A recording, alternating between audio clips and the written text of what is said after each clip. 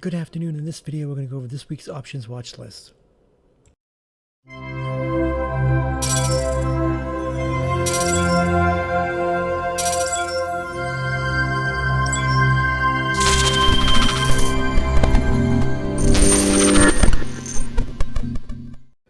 Before I get into the video, if you're not in the room, you can find the link in the description of the video and in my bio section of social media accounts. Also, please like the video, subscribe to the channel if you haven't done so already. Now, looking at the put-to-call ratio right now, it's at 0.62. It's not really low. I mean, it's kind of on the lower side, but it's really not at an extreme low. I wouldn't say there's anything to really spectacular about it. I mean, it can get lower. I mean, I'd like to see it like at 0.5, but 0.62, it's really not that low. It is on the lower side, but it's just not extreme levels for me to, really pay attention to it. So now the economic calendar for the week. Monday, we have ISM services at 9:45 and 10. We get some FOMC speakers at 2. Tuesday, we have FOM speaker. Mesta speaks at noontime. Don't really see anything really worth looking at besides that. Wednesday, more Fed speakers. As far as news, we got the just 10-year auction, bond auction at 1 o'clock. Don't see anything really news pre-market on Wednesday. Thursday, unemployment claims at 8:30. More Fed speakers at Barkin at 8:30, and Barkin again at 12. And a 30-year bond auction at 1 o'clock. Those bond auctions end up being pretty good. They end up being bigger movers than FOMC has, minus this past FOMC.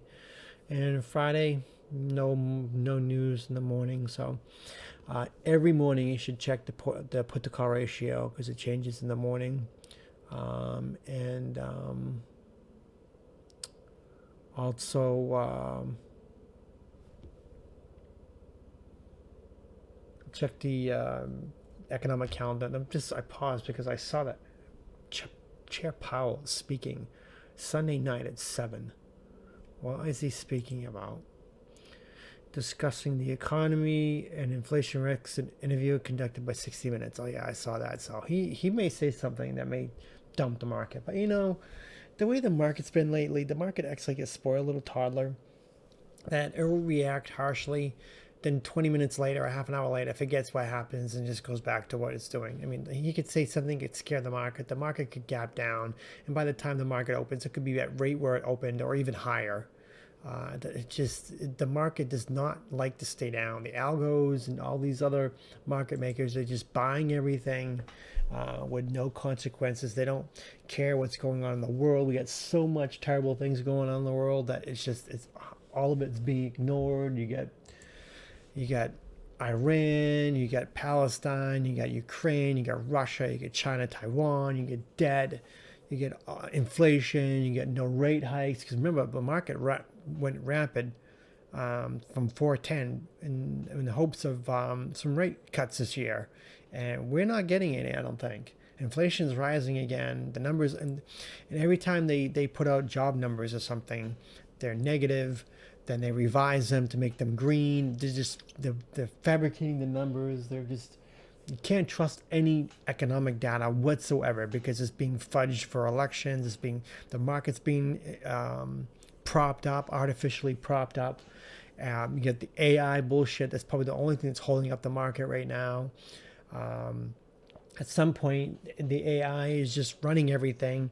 It's going to go away. Something's going to end up happening that's going to take it down. There's going to be more competition. So these 1 or 2 stocks like NVIDIA that's going crazy on AI, they're going to have more competition because you got like Meta, you got Microsoft, you got Google, you got Amazon, all getting into AI.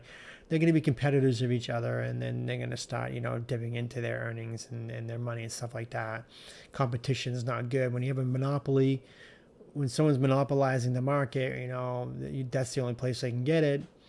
And then when other people start having competition, it drives the prices down. So more competition is healthy. But I think that this AI thing will end up going away. I don't know if it'll be a month, a couple months, or a year, whatever. Who knows? But something's going to happen this month. I feel it.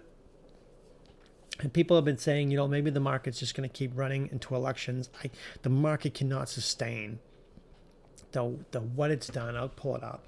The market cannot sustain its run to November. There's no way. It's got to pull back. I mean, that's why I think we pull back this spring. Then we continue back to all-time highs. At this point, 500 plus in the late summer and fall to try to make Biden look good, because Democrats and the White House are very, very desperate to keep Biden in and Trump out. And a raging stock market will do that. So plus the RSI is like over 70 on the weekly. So the market cannot sustain to keep going for the rest of the year. It's going to pull back. The question is, what will it be and when? My theory is something's going to end up happening with China and Taiwan. I think that's going to end up happening. Or we're going to have a supply issue with the Red Sea and inflation's going to go up. Then the Fed's going to be back to no corner it can't get out of. The rates are already too high. If we have a supply issue with the Red Sea, which I think we will, it's going to drive inflation. And the other way that the Fed knows how to deal with inflation is to raise rates, and then more banks will fail. We could have a financial crisis, financial collapse, an economic collapse, and they keep. We're going to have a recession possibly. I mean, they keep fudging with the job numbers, so it doesn't look like we're having a recession. So there's all kinds of corrupted, crooked bullshit going on right now that's going to end up catching up. So I just don't know what it will be and when. So I'll go back to the VIX.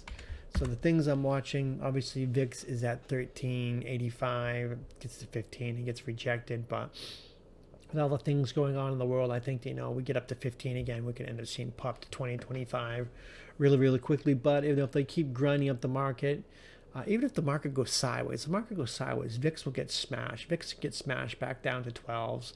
It gets under 13 again at 1250. It's almost pretty much a buy on VIX for a few weeks out or a month out, and VIX will end up popping. Something's going to end up happening in February. The question is, what will it be? Back to SPY, it's gone too far, too fast. 410 to 500, almost 500 in a few months on nothing. Basically, this is all hopium on rate cuts, and we're not rate cutting. Rate cuts are not imminent. Inflation's rising. Something terrible is going to end up happening. So I would watch.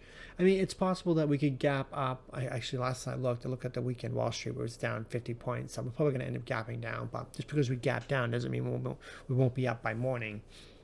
Or Powell could say something tonight that could spook futures and gap down substantially. I don't know. But I would think, you know, at this point, they just touch 500 and then drop.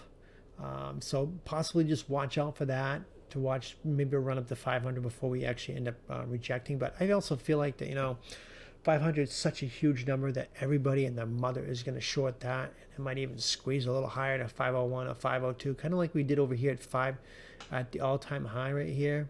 We got over 480 and we just squeezed to like 482 or 483 like nothing, because everybody was shorting right here. So yeah, I would watch, like I said, SPY RSI is over 70. A bearish divergence, RSI is going down, price is going up. Something's going to end up happening. So if it doesn't run to 500, I would watch underneath 493, push to 490, 485, 480. 480 is a big area. This is where it broke out. Breaks below that, we got 470, 475. 465, 460, 455 would be a pretty big area too right here. So definitely keep an eye on that. Could see 460 again. I think that if we get some, I mean, that market needs a healthy pullback, at least a 10% pullback. I mean, if 10% pullback is going to bring it down to at least 450. So that will definitely come in line with this area right here on that. On SPY, another one to look at, NVIDIA had closed at 666. I saw that just now. That's just crazy. The high was at 666. And bearish divergence, RSI is going down. And so, I mean, look at all the candles, the weekly candles outside the Keltner channel on the weekly on that. So let me see something really quick.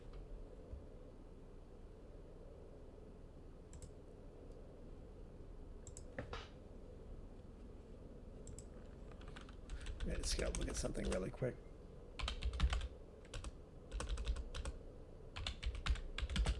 Why can I not type right?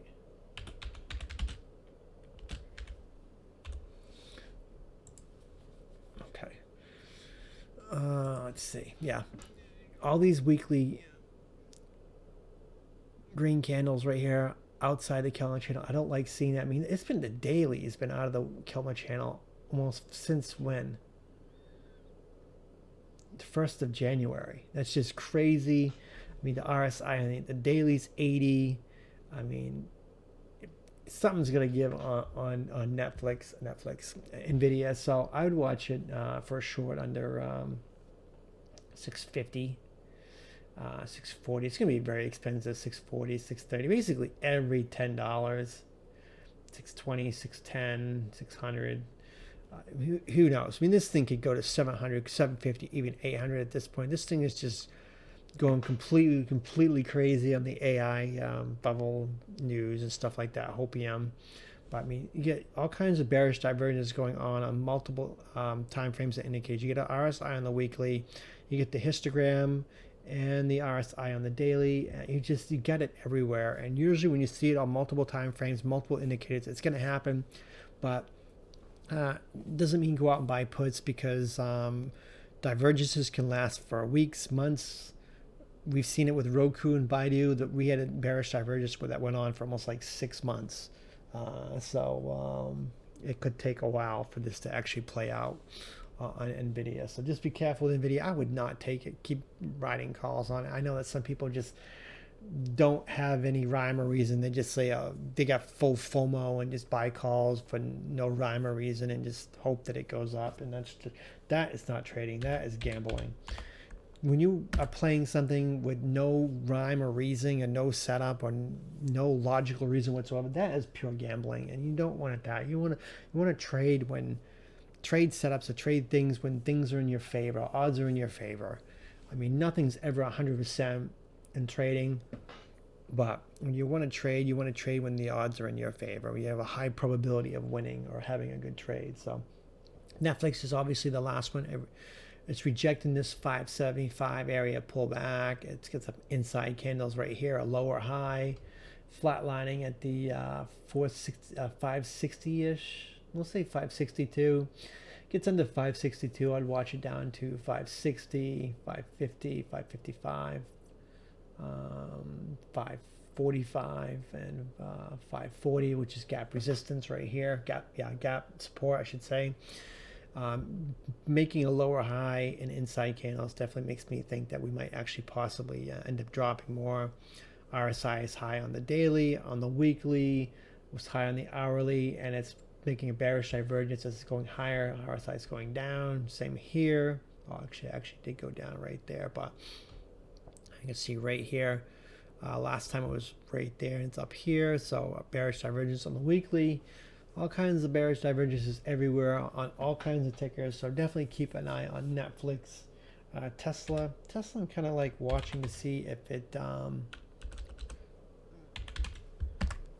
actually does recover from earnings drop. So I'd watch it over 190 or push to 195, 200, 205, 210. See if it fills this gap on Tesla. Tesla's still very oversold on the daily, underneath 30. So definitely keep a watch on that and see if it does a gap fill on Tesla. Meta, obviously Meta went crazy on earnings, and AI hopium, it just had a really insane gap up. I'm looking to see if it'll come back and retest this for 55, 460 area. So see if the RSI needs to go down. The RSI on the weekly is like 85, 87 on the daily, so the RSI needs to cool off. So I would watch on 470, for just say 470 for push to 460, and 450, which is gap support on the earnings gap up. See if it pulls back to that and close down the RSI on Meta. I don't think I'd buy calls. I think that this thing could end up dumping on that. So just keep an eye on that. Microsoft, Not really much going on here. It made new high today, quickly got rejected, started to come back up. It's back up at the what 410 plus area right here, where it likes to reject the 415, 412 area. So I would watch it underneath 410 for push of 405, 400. It gets under 400, we could actually see a pretty good drop down to maybe 390 or even down to 380 on Microsoft to see if that ends up going.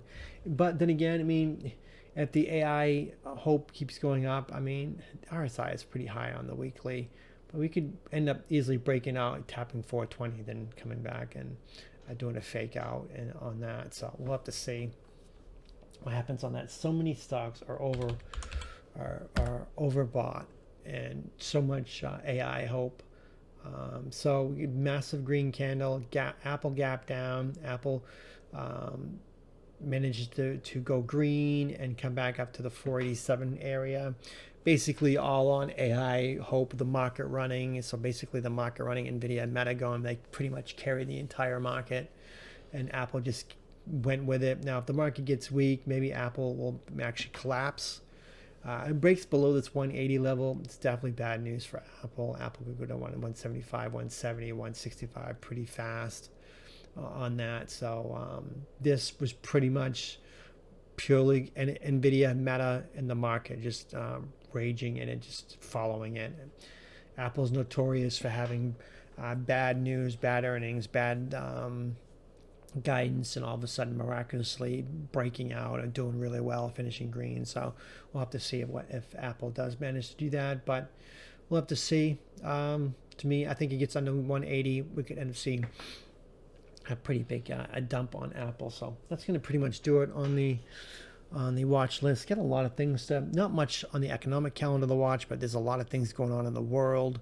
One news event, we are just literally, there's so much going on with the Red Sea and all the wars and all the other drama, the rates, that we are one headline away from like a black swan event happening. And I don't think I ever remember being in the market where we have this many things to worry about. Yeah, when Trump was president, we had, the China war, and we had a couple China trade war, and a couple things to worry about. Not like this. This is the most I've ever seen happening at once. You got China trade war, you got COVID. COVID was a huge one, but I mean, it's just usually one or two things happening. We've got like several things happening at once, and we've got the thing where we're going to hit Iran, and it just, I don't know what to think. It just, we are literally one headline away from like the market gapping down $10-20, and the market dropping 10-20% in a couple weeks. And there's I just can't comprehend that the market is up at all-time highs with all the uncertainties. And remember back years ago when Kim Jong-un would just launch a missile, the market would freak out. It ignores it now.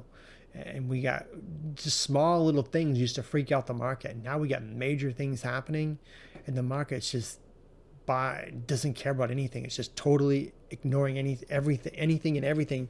And every time it does this, a big dump ends up coming. One other time it did this and something major happened. So I think that was the COVID was that one. But COVID was a different circumstance. But I mean, we got Iran, we got all these other things going on. I know I keep rambling, but we are literally one headline away from everything going completely insane. And hopefully we'll be ready for it, and we'll capitalize on it big time. So that's going to do it for the watch list, and thanks for watching.